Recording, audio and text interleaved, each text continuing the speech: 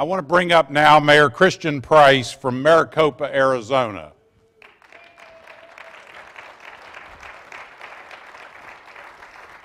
And as we know, tall people do a great job as being mayor, right, Mayor? I think so. And tell us a little bit about your experience with NLC. Great. I've been mayor for about 2.5 years, and I am on the policy steering committee for the Community and Economic Development Committee, and I've been to every one, and Arizona always has a very strong contingency that comes to NLC every year, so we love it. Super. The stage is yours. Appreciate it.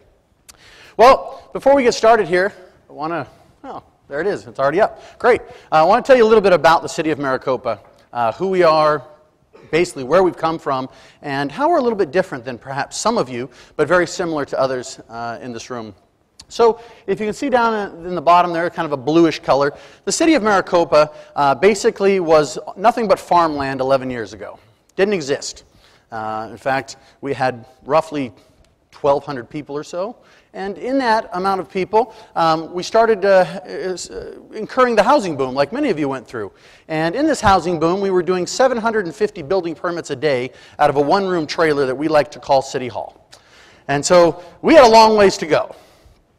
But in that time frame, 2003, we realized we better incorporate this city or things are going to get out of control. And so we incorporated in 2003, and 2008, of course, hit. We were built as a suburb, and in 2008, things came crashing down. But by 2008, we had almost 45,000 people. So we went from 1,200 people to 45,000 people, and according to the U.S. Census in 2010, that's what it shows us at. So basically, we grew at over 4,089%. We were one of the fastest growing cities in the entire country. Now, it's always good to take a breather from that, but recessions stink. Nobody likes those. So the fact of the matter is we had all the problems of a big city. We just simply didn't have the resources. And so we had to get creative. We had to find ways to do things like many of you, but we had all the problems of big cities that many of them had solved many years ago. Some had solved them 10 years ago, 20 years ago, 50 years ago, 100. We were experiencing them for the very first time. You know, we were the absolute poster child for growth. We were the poster child for foreclosure, and then we're the poster child for recovery. Now, it's good to be poster child every now and then, but 3 is a lot, I think. But that's okay. We took it in stride. But we have some other challenges here. Suddenly, we went from a very rural environment to a very urban environment. And when you have nothing but new homes, as far as the eye can see, it's great from a standard of living, but there lacks a sincere quality of life. And so really we focused on trying to build that and make it stronger over the years. You can see there's one way in, one way out, basically in Maricopa. You've got the 347, which goes and sits about 35 minutes from the Phoenix metro area airport. So Sky Harbor, one of the busiest airports in the country. And with that, we compete with all of these major cities around us: Phoenix, Glendale, Chandler, Goodyear, etc. And it's a tough gig. We're also situated right in between 2 Indian reservations. We have Gila River to our north and Ak-Chin to our south. And basically, there's not a lot there. So we kind of live on this little island unto ourselves. We have lots of challenges. We have challenges with rural utility companies. We have challenges with infrastructure, challenges with roads, challenges. It doesn't seem to stop.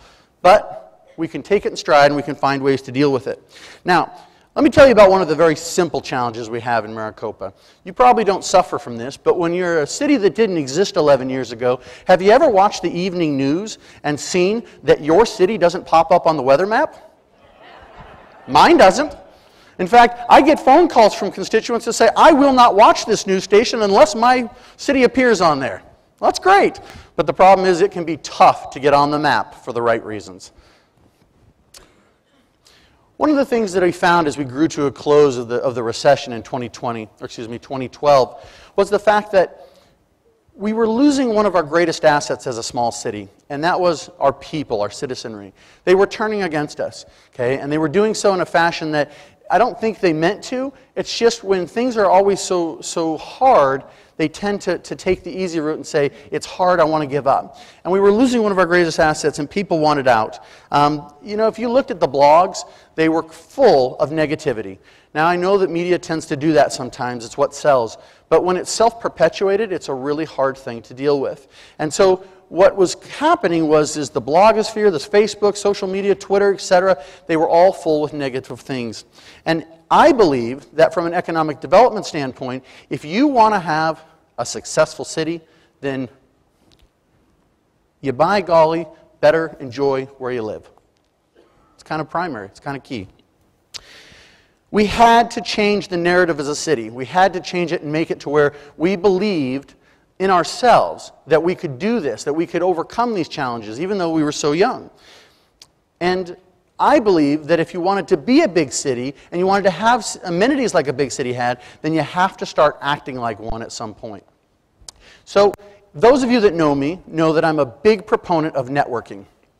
I love networking. I love talking to people. I love meeting people and enjoying what they have to say, but I love how it ties into economic development. It's also one of my other favorite things. Between networking and economic development, those are my two favorites. And I believe in the old adage, all roads lead to Rome. I believe that you can change it a little bit, and you can make it that all networking leads to economic development. And here's what I mean. In Maricopa, economic development equals success. Now, whether that's true or not, it's the perception that exists among my citizens. It's the perception that exists when people come there. And so it's something that from a post-recessionary world in which we live, where so many people say, hey, just give me a building and I'll revamp it. We don't have a building. It used to be farmland. Okay? We have to build it from scratch. Everything we do in Maricopa, we have to do it from scratch. And we have to do it bigger and better than the next guy because we're competing with all those cities. So one of the things that I learned as I sat here and I watched my constituency, and I obviously am one of those constituents, I learned that I would see dirt start to turn in Maricopa. And when dirt started to turn, whether there was a surveyor out there or a construction worker or whatever, people would literally pull off the side of the road and they would get out of the car and walk on the construction site. It didn't matter who was there. It could be, again, a construction worker, a surveyor. It could be somebody digging a ditch. I mean, I felt so bad for those folks. They never got their job done because people constantly pulling off the side of the road saying, hey, what are you doing? When is this going up? What's happening? What's going here? I need to know. And so what I found out was, hey, we live in a city full of connectors.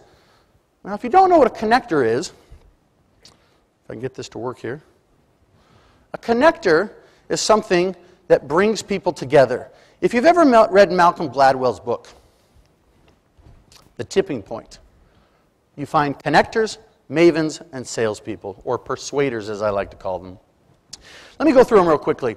A connector is somebody who makes or effectuates change by bringing people together. Okay? They're good with people. They have the gift of bringing people together. They're kind of the social glue. They make things happen. They love to, if you share your challenges with them, they love to help you go through their Rolodex and figure out what's wrong and how do we make it better. Okay? Mavens are the data networks. They change and effectuate change through data, ideas, information. They analyze everything to death. But by so doing, they always seem to be in the know. They know everything. They know everything that's going on. And then persuaders. Persuaders are those who always seem to be able to take an idea and carry it through to completion. They convince you that the idea that's being presented is one that is worthwhile, one that you want to make successful. They're the storytellers. They kind of give the idea sizzle, and they make it happen.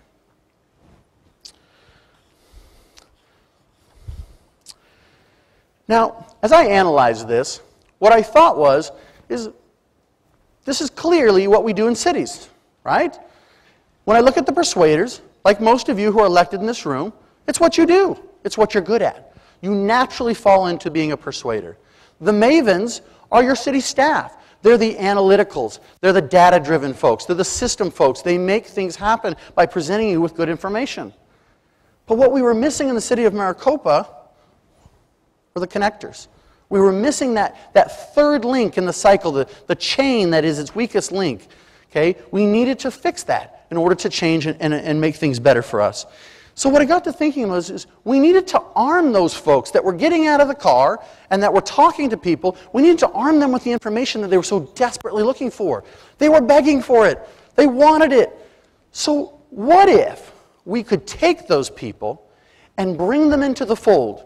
What if we could tap their networks? What if we could find out that the people that they know, the businesses with whom they do business with, if we could take them and utilize those networks for ourselves, but at the same time, we could make them successful in their own right because we would be satisfying what they were so desperately asking for, the want and the desire to be in the know.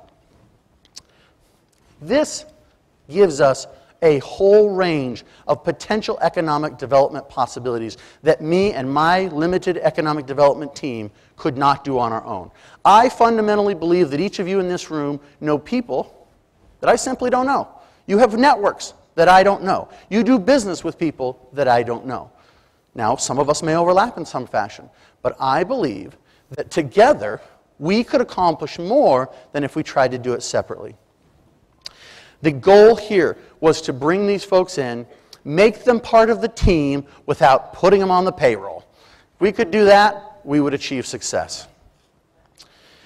Furthermore, I believe that we would be able to utilize them to teach them ways in which they could bring stuff to us. How many times do your economic development folks go out there and do their best to try and bring in business, but in the end get stymied by this, that, or the other? Okay? If you can find ways to get through to the people you need to, and maybe that's through a friend or a network or some sort of acquaintance and introduction, then maybe you could do something better, bigger, grander. And so that's what we did. So, as I told you earlier, I believe that getting on the map is important and it can be awfully difficult, so I decided to create my own map. And what I did is I created the Maricopa Advocate Program. I believe that if we can take these connectors and we can put them together and we can tutor them and we can give them direct access to our economic development team, give them direct access to our elected leaders, our staff, then we could answer their questions, we could tell them what's happening, we could give them the tools that they were begging for anyways, and we could make them a part of our team. Since the year we've rolled this out, we have over 65 MAP or advocates in the city of Maricopa now. 65 volunteers of their own accord in the first year. I hope to double that in this next. The idea that by arming them and giving them the correct information helps debunk the philosophy or theory that the city is inferior to its neighbors based on the fact that it has challenges. We know that we can overcome these challenges. It takes time, it takes effort, it takes guidance, but it takes people in the know. And if you're not or they're not, then the wildfire spreads. And what we know when the wildfire spreads is that bad news goes rampant. And with social media today, it just gets worse. We wanted to stop that.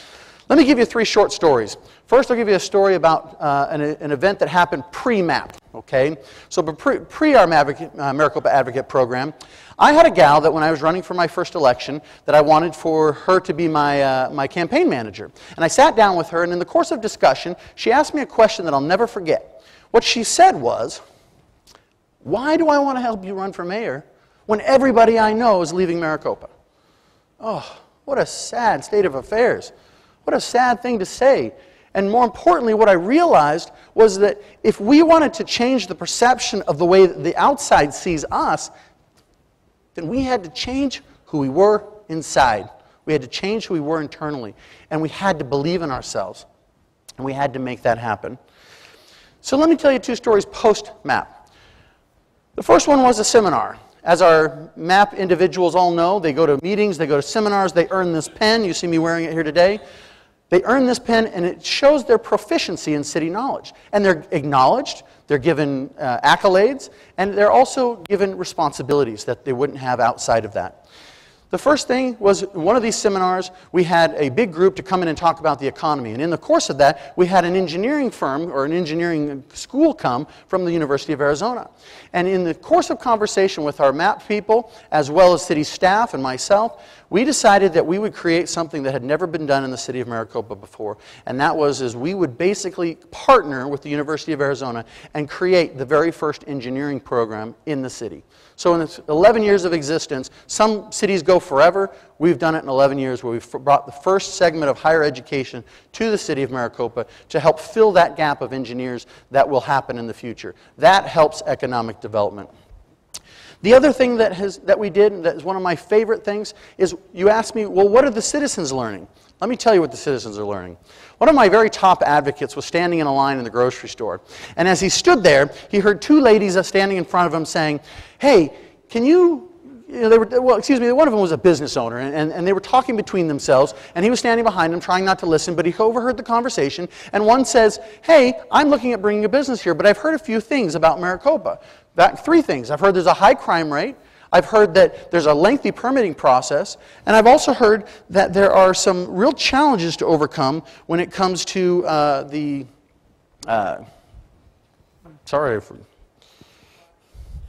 water. That wasn't growing. And so as such, he just couldn't take it anymore. And so finally he said, hey, I'm sorry, I don't mean to butt in, I didn't mean to overhear your conversation, but at the end of the day, look, I'm a Maricopa advocate, I know some of the things you're talking about. If I may, can you give me just a few seconds and I'll tell you that these things aren't true? And so what he went through is he systematically debunked the process. And he said, okay, it is a growing community. We were the fastest growing community. The permitting process is no different or more difficult than any other city, and we've rewritten our zoning code, and we have a 24/7 permitting process coming online. And finally, he said, our crime rate, that stat is completely false. We're the fifth safest city in the state. And so I ask you, how many of your citizens could do that in a grocery line and give those types of facts? Well, what we have found, folks, is that it has taken us to another level. That all of those bad things I used to tell you about, where you would see and hear the blogs where it was so negative, it's changed. People come out of their shells. They want to know what's going on. They've become centers of influence. This is completely duplicative in each of your cities, and you can do it if you desire to. Now, I love being an underdog city. I love when people think that because we're small, we can't make a difference. To that I say, that's false. We can. And I think Shakespeare said it best when he said, though she be but little, she is fierce. Thank you very much.